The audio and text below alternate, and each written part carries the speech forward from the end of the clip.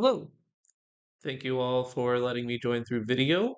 Unfortunately, I couldn't be there in person as I have COVID, so it's probably for the best, but I wouldn't miss this for the world, so here I am.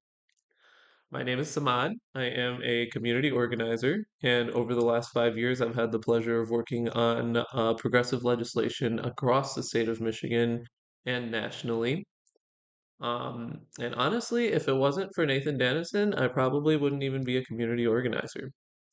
I met Nathan Dannison in 2018 in a very spiritually vulnerable time for me.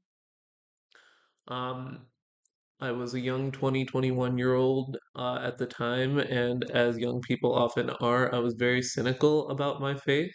But through Nathan Dannison, I learned that it's less about what your faith calls on you to believe, and more about what your faith calls on you to do. Please bear with me. This might be a little bit more labored than it otherwise would be.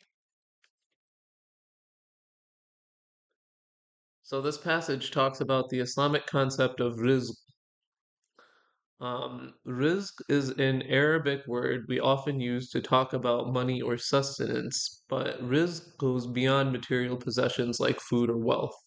Rizq can be spiritual and emotional.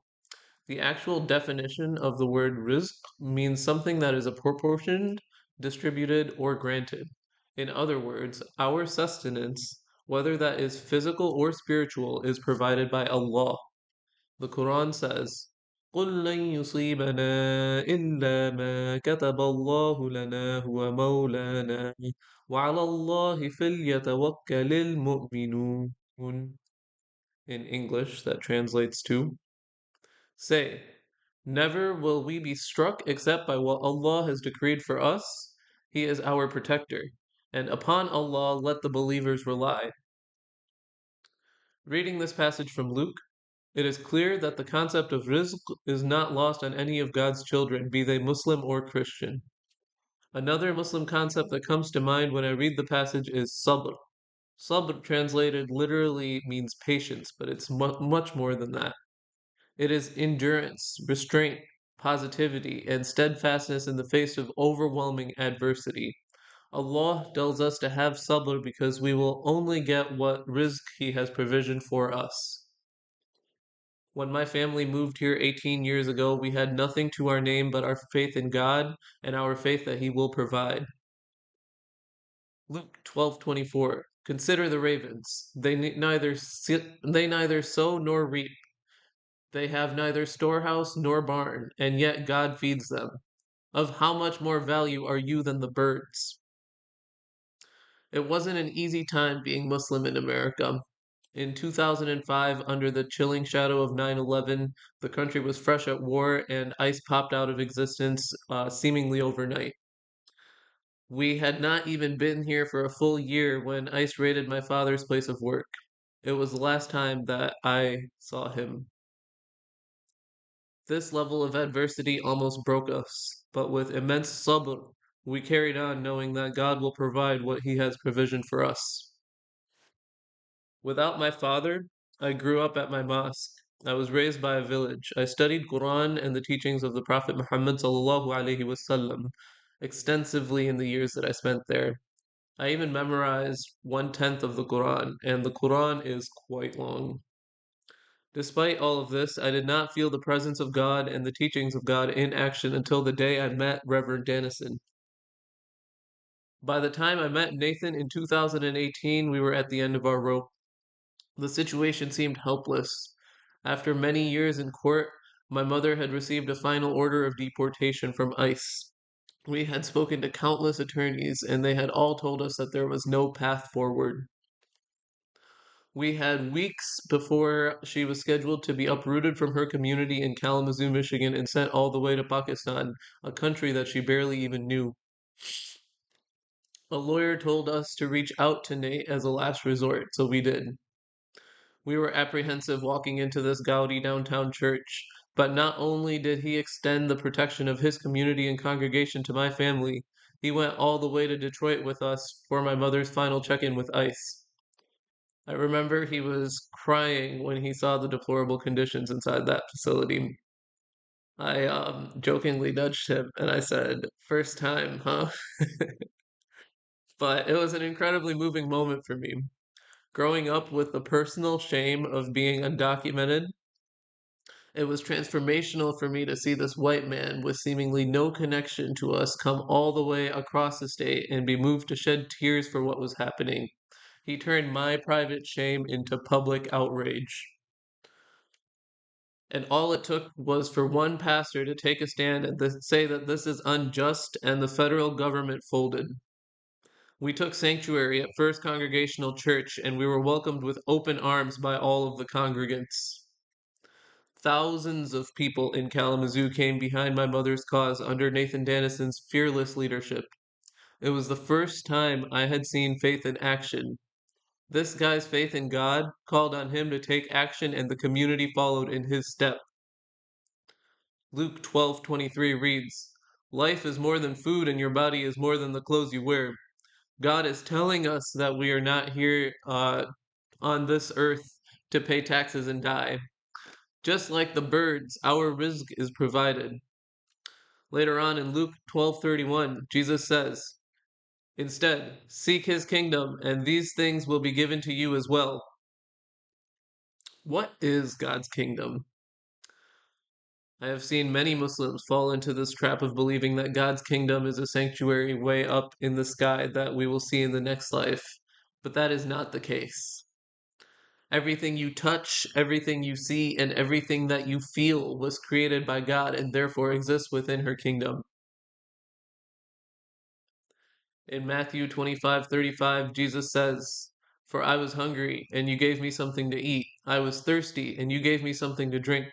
I was a stranger, and you invited me in." The Prophet Muhammad ﷺ once recounted a similar conversation that will happen on the Day of Judgment.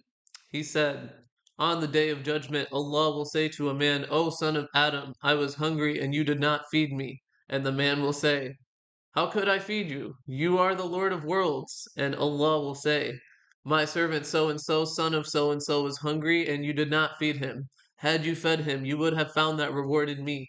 O son of Adam, I was thirsty and you did not give me drink." The man will say, "How could I give you drink? You are the master of worlds." And Allah will say, "Don't you know my servant so and so, son of so and so, was thirsty and you did not give him a drink? Had you given him a drink, you would have found that reward in me." Excuse me. "O son of Adam, I was sick and you did not visit me." The man will once again say, "How can I visit you? You are the Lord of worlds." And God will say, "My servant so and so, son of so and so, was sick and you did not visit. Had you visited, you would have found that reward in me."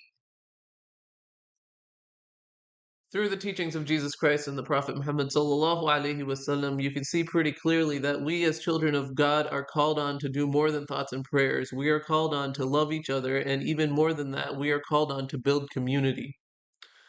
You know, some people eat to live, and some people live to eat, and I'm definitely one of the latter. But Jesus said life is more than food. We are here and we are alive to proliferate good in the world, not to worry anxiously over our next meal. The body is more than clothes. God has given us flesh to feel her warmth through the love that we show one another. Your body is your personal vehicle to proliferate good and extend love into your community.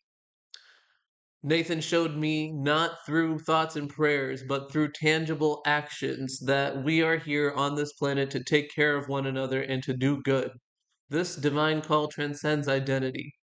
Nathan didn't even know us, but he risked it all to go toe to toe with the federal government of the United States of America just to ensure that a member of his community was not harmed. It was a grueling 3-year campaign.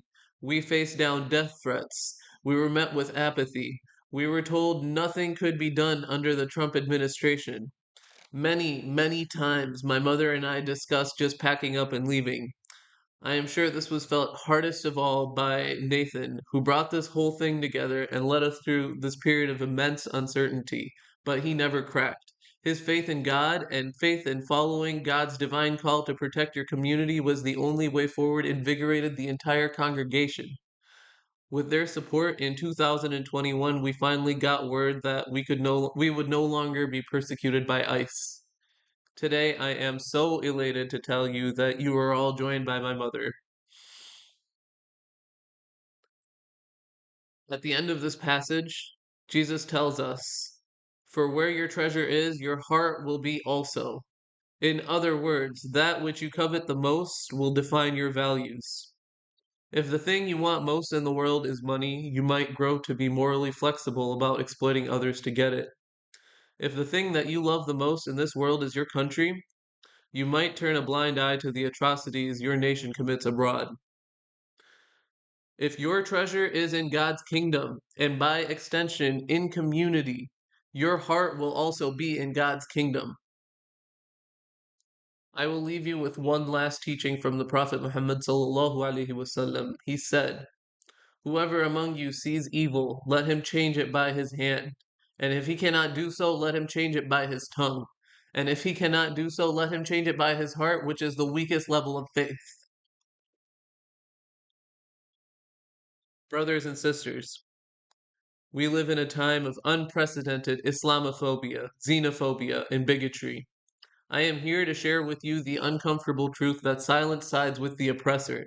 In this time of genocide, take a stand against empire as Jesus stood against empire. There is no kingdom but God's kingdom, and we are stronger together. Tear down fences and stand with your Muslim brothers and sisters for what is right. Speak out against tyranny and don't let the oppressed be the only voice for justice in the room.